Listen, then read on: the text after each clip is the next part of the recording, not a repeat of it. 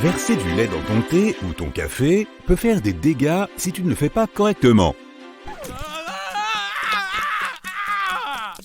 Si tu as l'habitude de le verser avec l'ouverture contre la tasse, arrête-toi là, tourne-la vers le haut, puis verse. L'écoulement sera beaucoup plus fluide de cette façon et tu n'auras pas à essuyer la table. C'est une question de physique. Si tu mets l'ouverture de la brique contre la tasse alors que la brique est pleine, lorsque le lait sort par l'ouverture, l'air de l'extérieur va essayer de pénétrer à l'intérieur pour remplir l'espace vide. Et comme il n'y a qu'un seul endroit par où il peut passer, l'air va repousser le lait et perturber l'écoulement. Mais si tu tournes la brique avec l'ouverture vers le haut, il y aura un espace vide le long du côté supérieur et l'air aura plus de facilité à entrer. Le flux sera donc régulier et tu n'auras plus ce glougloutement ennuyeux. Les mains courantes des escalators se déplacent généralement plus vite que l'escalier mécanique lui-même, car les roues dentées qui entraînent ces mains courantes sont intentionnellement faites un peu plus grandes que nécessaire. Le caoutchouc de ces roues a tendance à s'user avec le temps, donc si les mains courantes se déplacent à la même vitesse ou plus lentement que les marches, c'est que tu es sur un escalier mécanique plutôt vieux.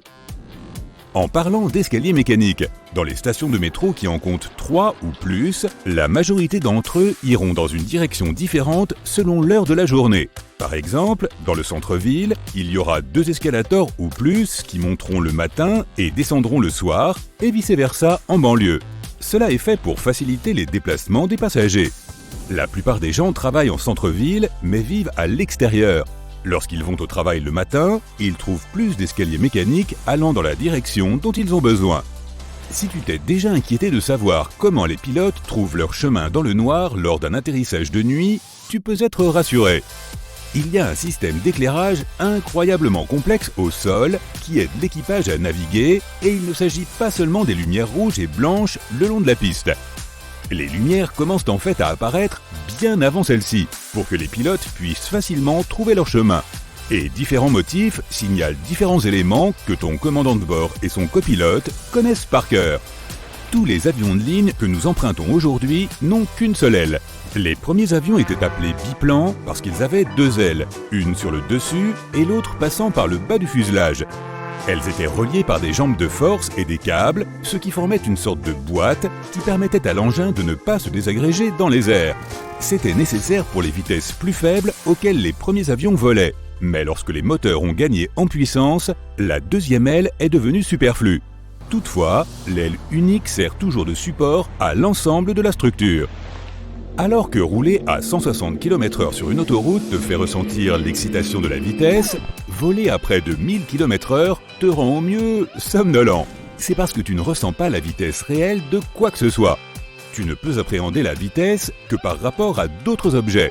Plus ils sont proches, plus la sensation de vitesse est grande. Dans une voiture, tout est proche de toi. Tu vois donc les arbres, les gens, les maisons, les sorcières, les porcs-épics et les autres voitures qui filent à toute vitesse. À bord d'un avion, tout est si loin que tu as l'impression que tout va à la vitesse d'un escargot. Maintenant, regarde bien ton smartphone. Cela ne t'a peut-être jamais effleuré, mais sa forme rectangulaire n'est pas due au hasard. Le rectangle est la forme la plus pratique pour un écran. Il a une orientation, donc tu peux retourner ton téléphone autant que tu veux et il s'adaptera. Imagine un écran de forme ronde. Tu devrais toujours le tourner dans tes mains jusqu'à ce que le haut soit à sa place. De plus, il se glisse dans ta poche de manière agréable et confortable. La poche est plus profonde que large, donc un téléphone plus long que large y trouvera parfaitement sa place. Un téléphone carré ou circulaire sera plus gênant. Un rectangle est aussi beaucoup plus facile à manipuler. Il tient dans ta paume et il est plus agréable au toucher qu'un cercle ou un carré. Et enfin, nous sommes habitués à avoir des choses rectangulaires tout autour de nous. Des images, des feuilles de papier, des livres, Bob l'éponge, des photos. Avoir des écrans de forme ronde aurait été juste bizarre.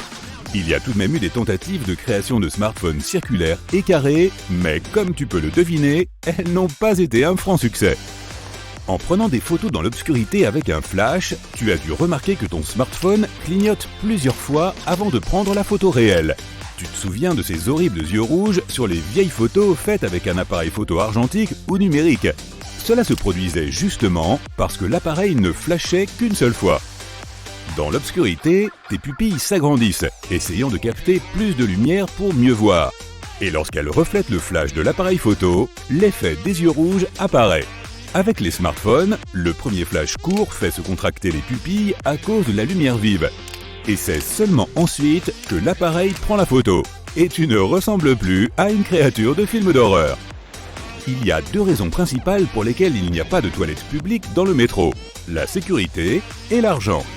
Leur entretien est extrêmement coûteux, donc nous ne verrons sans doute pas beaucoup de ces cabines là où il n'y en avait pas avant. Et la deuxième raison est une question de sécurité, car il ne peut pas y avoir de caméras installées dans les toilettes et toutes sortes d'activités suspectes passeraient inaperçues. Il semble tout à fait naturel qu'un véhicule transportant beaucoup plus de personnes qu'une voiture ait des ceintures de sécurité. Et pourtant, la plupart des bus n'en ont pas, même les bus scolaires. Il y a plusieurs raisons à cela. Tout d'abord, en cas d'urgence, les passagers doivent descendre d'un bus aussi vite que possible. Avec des ceintures de sécurité, ils perdront un temps précieux à les déboucler. Deuxièmement, un bus est un véhicule grand et lourd. Sur la route, peu d'autres véhicules pèsent plus lourd qu'un bus. Donc en cas de collision, un bus s'immobilisera beaucoup plus lentement qu'une voiture.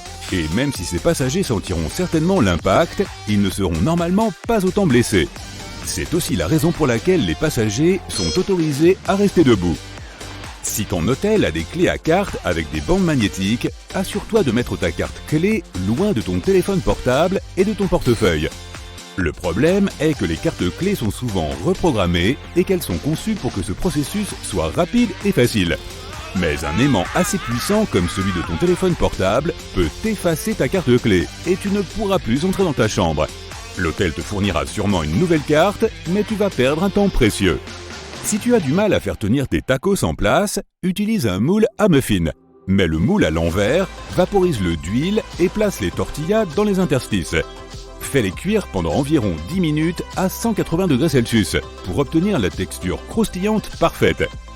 Tu cherches une boucle d'oreille ou une épingle perdue sur le sol, place un collant sur l'extrémité de ton aspirateur et déplace-le sur le sol. Le petit objet sera ramassé sans être aspiré. La cire de bougie qui a été renversée sur un meuble peut être enlevée avec des glaçons. Plutôt que d'abîmer le meuble en essayant de le gratter, remplis un sac en plastique de glace et laisse-le reposer sur la cire pendant quelques minutes. La cire va alors refroidir et durcir, ce qui la rendra beaucoup plus facile à décoller. Les marques de Crayola sur le mur sont le pire cauchemar des parents, mais tu peux utiliser un sèche-cheveux pour les faire disparaître. Chauffe les marques pendant quelques secondes pour ramollir la cire, puis tu devrais pouvoir l'essuyer simplement. Tu peux utiliser de l'après-shampoing pour que ton nouveau pull en laine te démange moins. Il suffit de le laisser tremper pendant 15 minutes dans de l'eau tiède avec quelques cuillères d'après-shampoing. Ensuite, il suffit de le sécher et ton pull sera beaucoup plus doux. Cette couche de bulles qui se forme lorsque tu ajoutes du bain moussant dans ta baignoire n'est pas juste pour le plaisir. La couche de bulles agit aussi comme un isolant et garde ton eau plus chaude plus longtemps. La prochaine fois que tu te prépares pour le travail, regarde de plus près ta chemise. Chaque trou de bouton est cousu verticalement, mais regarde le dernier. Il est cousu horizontalement. C'est parce que la partie inférieure de ta chemise endure le plus de contraintes, car c'est là que se trouvent tes hanches. Ce trou horizontal n'est donc pas une erreur. Il sert à empêcher ta chemise de se déchirer lorsque tes hanches bougent. Ce losange sur ton sac à dos s'appelle une languette ou un nez de cochon. Il est là pour que tu puisses enfiler des cordons dans les trous pour transporter du matériel supplémentaire. Parfait pour le camping ou les longues randonnées. Si tu verses ton plat chinois à emporter dans une assiette quand tu arrives chez toi, tu te fatigues et tu utilises de la vaisselle pour rien. Tout comme les pots à condiments en papier dans les fast-foods, ta boîte à emporter en carton peut être dépliée pour créer une assiette de taille parfaite pour ta nourriture. Le trou dans ton bâton de sucette creux n'est pas destiné à empêcher l'étouffement si jamais tu l'avales. Il est en fait là pour maintenir le bonbon en place. L'excès de bonbon coule dans le tube creux et le trou, et lorsqu'il durcit, cela maintient la sucette en place. Si c'était un bâton lisse, le bonbon glisserait trop facilement. Certains gratte-ciel ont des étages vides qui ne contiennent rien d'autre qu'un ascenseur et quelques machines complexes.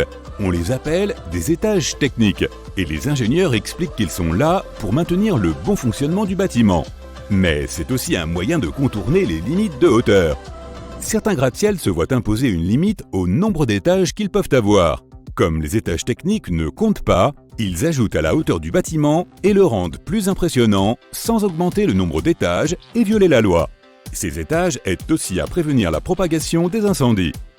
Si tu regardes attentivement la porte d'un ascenseur, tu remarqueras un petit trou. Il s'agit en fait d'un trou de serrure utilisé en cas d'urgence ou pour les contrôles de maintenance de routine. Si tu es coincé dans l'ascenseur, le technicien pourra te sortir de là en utilisant son passe-partout. Le sel n'est pas seulement utilisé pour cuisiner, il peut te débarrasser d'odeurs tenaces. Frotter du sel sur le bout de tes doigts après avoir haché de l'ail devrait faire disparaître l'odeur. Cela fonctionne aussi sur les chaussures.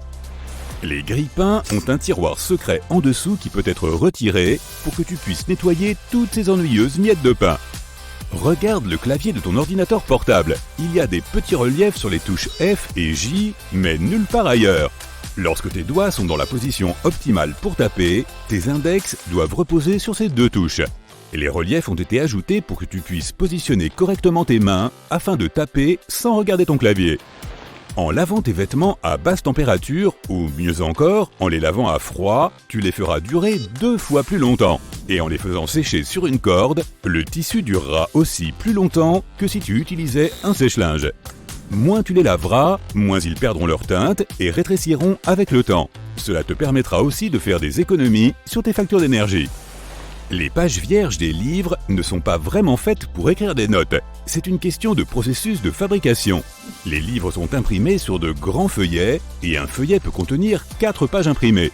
Si un livre a un nombre de pages qui n'est pas un multiple de 4, il y a de fortes chances que tu en obtiennes une vierge pour les notes. Les crochets sur les chariots de supermarché ont plus de fonctions que tu ne le penses. Tu ne voudrais pas mettre ta belle veste blanche dans un chariot à côté d'aliments qui pourraient l'attacher. Ce petit crochet aide à mieux organiser toutes tes affaires dans ton chariot. Une bonne poignée de porte est généralement en laiton, en bronze ou dans certains alliages de cuivre. Ces métaux ont un effet anti-germe. Les bactéries se propagent beaucoup plus lentement sur eux. Ils se débarrassent également des germes en quelques heures. Il n'y a qu'une seule façon de bien conserver ton beurre de cacahuète. Si tu le places de la manière habituelle, il risque de perdre sa consistance. L'astuce consiste à le stocker à l'envers pour que les huiles ne restent pas tout le temps au même endroit et se répartissent uniformément. Quel que soit le café où tu vas, tous les gobelets jetables ont exactement la même apparence. Seul le logo change. Le secret, c'est cette forme spéciale qui te permet de déguster ta boisson facilement. Le haut est toujours plus large, ce qui lui permet d'accueillir ton nez pendant que tu bois. Et le bas est toujours plus étroit pour que tout le monde puisse le tenir plus facilement, même ceux qui ont de petites mains. Cette différence de largeur permet aussi aux tasses de s'empiler. Le lait avarié émet des gaz, comme la plupart des aliments lorsqu'ils se gâtent.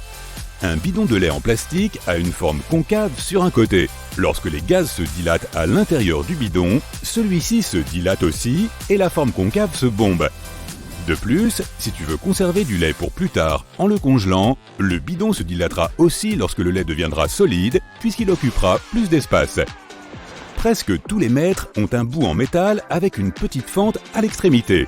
Tu peux utiliser cette fente pour accrocher le mètre à un clou ou à une vis afin de prendre des mesures sans l'aide de personne.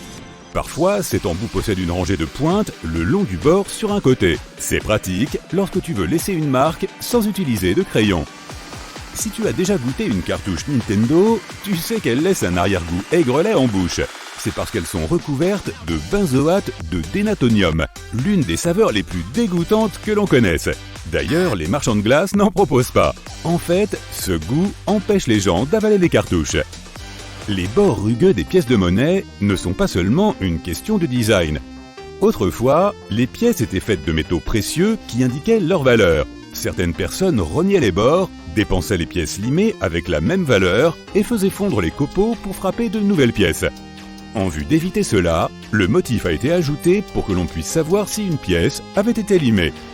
La triple poignée d'un jerrycan d'essence est là pour permettre à 2 personnes de le porter plus facilement et de répartir le carburant de manière uniforme. Les citrons deviennent plus juteux si tu les réchauffes un peu au micro-ondes. La chaleur ramollit les membranes et le jus s'écoule plus facilement, ce qui te fait plus de limonade. La date d'expiration de l'eau minérale ne signifie pas que l'eau se gâte. En fait, aucune eau ne peut se gâter, mais la bouteille, oui. Avec le temps, elle commence à laisser échapper des produits chimiques qui ne sont pas tout à fait sûrs. Voici une expérience scientifique à essayer. L'eau tonique peut être fluorescente à la lumière noire des UV. Elle contient de la quinine, ce qui la rend à la fois amère et lumineuse. La couleur des assiettes et des tasses peut affecter ta perception des aliments. Un groupe de 57 volontaires a bu du chocolat chaud dans différentes tasses et la plupart ont affirmé que le chocolat chaud de la tasse orange était le meilleur. Les assiettes de couleur rouge sont parfaites pour ceux qui suivent un régime. Cette couleur agit comme un signal d'alarme, si bien que tu finis par manger moins.